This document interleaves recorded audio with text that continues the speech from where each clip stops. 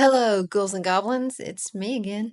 Halloween is upon us, so let's get spooky with xTool. Today, we're going to make two Halloween items that both serve decor and treats.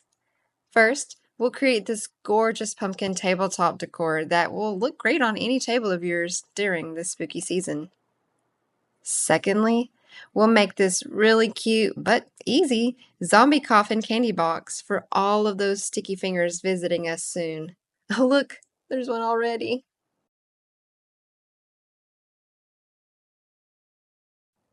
Let's start by opening our design and making sure that the multi-module processing option is chosen. You will see here that if we ungroup this pumpkin, that there is the print option on top of the cut option. This is very crucial so that you are cutting and printing instead of just doing one or the other. So we put one pumpkin in the middle because I've got it sized to where one pumpkin each will fit on one 12 by 12 sheet of wood. Here I am making sure that all of my cut settings are the same. They may differ from you, but 100 power, 3 speed, and 1 pass works great for me. You want to make sure that the printed images are changed from laser module to ink module. I've also chosen 100 intensity for my image. Because I can only do one pumpkin at a time, I'm making sure that my very first pumpkin, which is the bottom layer pumpkin, is the only one that has an input, and it's going to be positioned right in the middle of my screen. The other ones I will change to no input. Next, I will show you the order in which the layers will be assembled.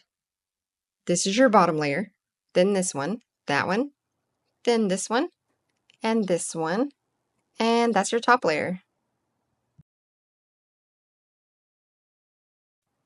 When you're ready to go, you're going to start processing and then you'll start.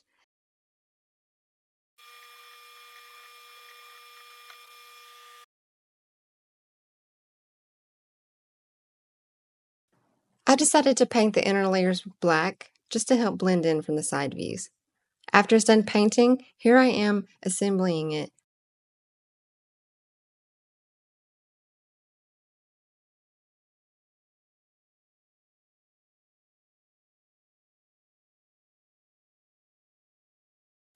And now you have a beautiful 6-layer pumpkin decor. And now we're going to move on to our zombie coffin candy box. You'll see here that this zombie is a cut and print image. While separating, you'll see this. Make sure that they're grouped together so that they go together properly when cutting and printing.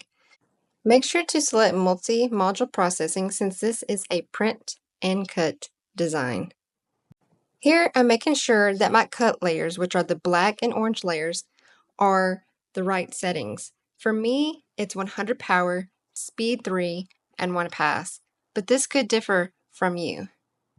Now I want to make sure that my zombie printing image is changed from laser module to ink module. Please don't forget that. And I want to make sure that my intensity is the correct settings for me, which is going to be 100 in this case. But of course, that could differ from you. Not every piece is going to fit on one sheet of basswood, so you'll need to separate and move around, select which ones are output for this turn, which ones are input, and then you can continue to print and cut your design.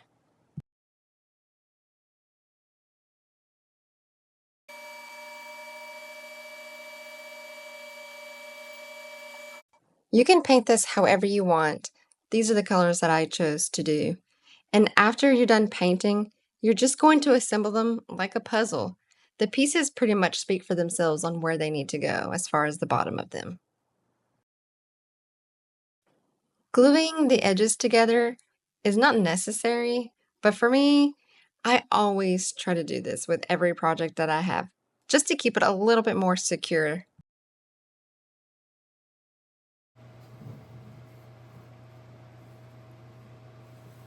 And there you have it, your zombie coffin candy box. Absolutely adorable. Thank you so much for watching, and you can find both of these files in the Design Space website. Happy Halloween!